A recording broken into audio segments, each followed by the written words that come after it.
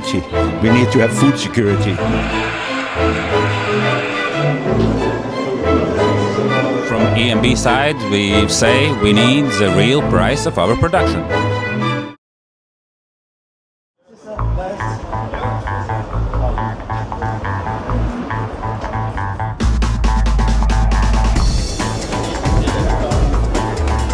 Another day in the Parliament. It's your first for many years. I've already been here now several times this month. And we already had a lot of talks with parliamentarians, and we had Zoom talks. You also been on the Zoom together with me, with ministers almost from all over Europe. But what do you think about the speeches we had today? How do they react when we are talking about controlling the milk production in Europe? How can we get a sufficient price for our products?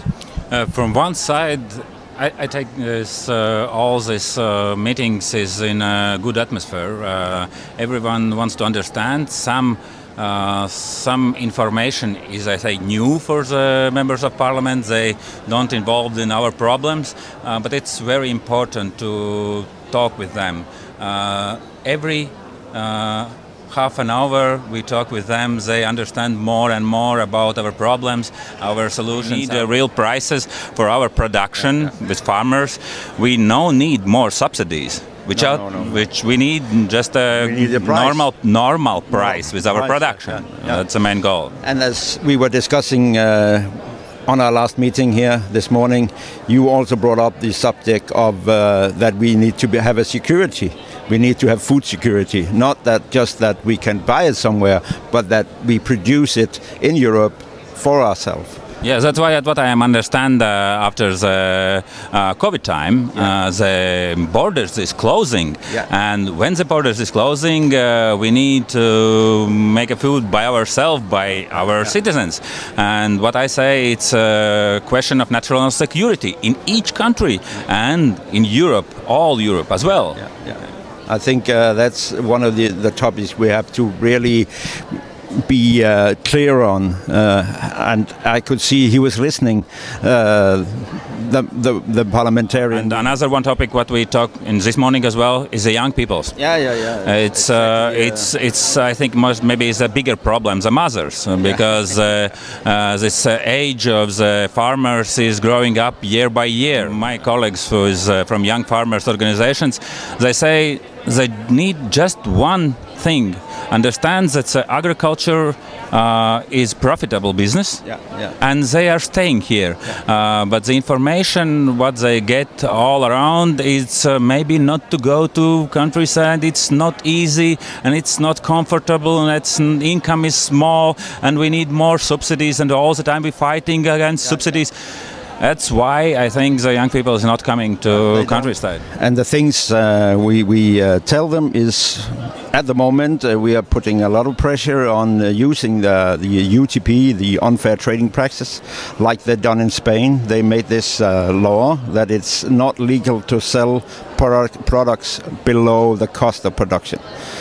This is where we really are trying to work with the parliamentarians and the ministers at the moment. What is important from this topic is we need this kind of law in all Europe together, because we're selling milk some countries cross borders, and it's not working if it's not in all Europe around. We need to do this system in all food chain. The producer, the processor, and the shops as well, to understand what is the real price for our product. The Rome Treaty is really about food security, and we are losing that at the moment, because when you see the statistics, we are below 100%.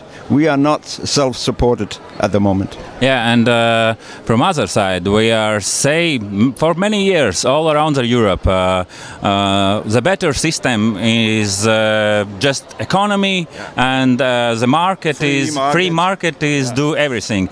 And at the moment we see maybe we need to change something, because it's not work. It doesn't work, and it's been, you can see that this very hard business thinking free market. There's nothing free because we have all these laws. So free market is a wish. But we now see that this has put pressure on nature, on animal welfare and all these. And now we are trying to go a little bit back and get all these things. And it's very hard because then the cost doesn't cover anymore. Cooperatives are excluded. And we need to get them into the same system as everyone else. So they have to be implemented in this. The discussion is when you discuss this with the parliamentarians or even in your country, they say, oh, well, you're the owner of the cooperative. Yes, I come from Denmark. We made the first cooperative on the milk in 1883. So I know exactly what a cooperative is. But at that time, it was to secure the farmer.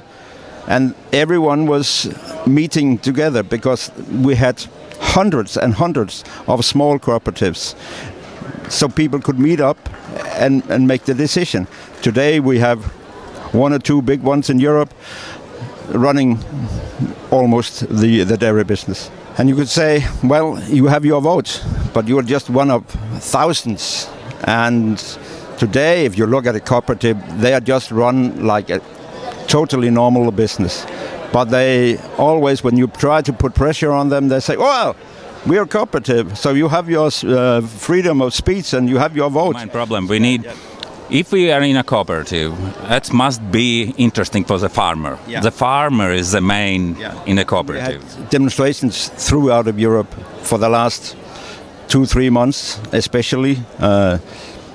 They've been very strong in Germany, but almost every country had their demonstrations.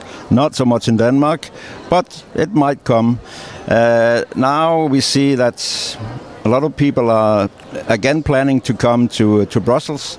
And what does this mean? It means that people are frustrated. So that's why the European Milk Board is also putting pressure on the other organizations to follow our lead and do what we're doing, try to get the price of the product, not subsidies. Yeah, sometimes we hear the organizations say we need more subsidies, but I think it's not right. We need the real price of our production. Yeah, we need this fair income, and that's why we also have this program that we can control the market, that if there's too much, it should not be made for powder and put on storage. Then we should do like we did in 2016. Then at that time they took some milk out of the market, 1 billion liters. And exactly the day after, the price went up, because then the buyers knew, okay, we reached the bottom of the price. Now people are starting to produce less. Now we have to buy because the price will go up. So it's a positive circle, and we do not want these huge mountains of powder. It was just depressing the price for several years after 2015. So that's why we have this program, Market Responsibility. And it would be great if our politicians in all countries, in European level, read this paper and then understand that. If they don't understand something, they just ask to EMB, we come and explain the position, what we have, and that's why we're here. Yeah. And this market responsibility program, we could really use the Milk Market Observatory that's been installed for quite some years, but they have no power. So they are just discussing, oh, the price is too low, the production is too high, and then we go home and no one does anything. So now it has to be implemented so the market reacts on it and that someone is doing it. So it has to have this sort of automatic release function that when the price is dropping, something has to be done. Okay, we intervene in the market. Sometimes it happens like when we have some problems, we start to talk with the Commission, with the politicians, and that's take very, very many long time. We need system who start working if some problem we start to see in a market. And that's why our position is like that, to be automatic system who start work when its problem is come now.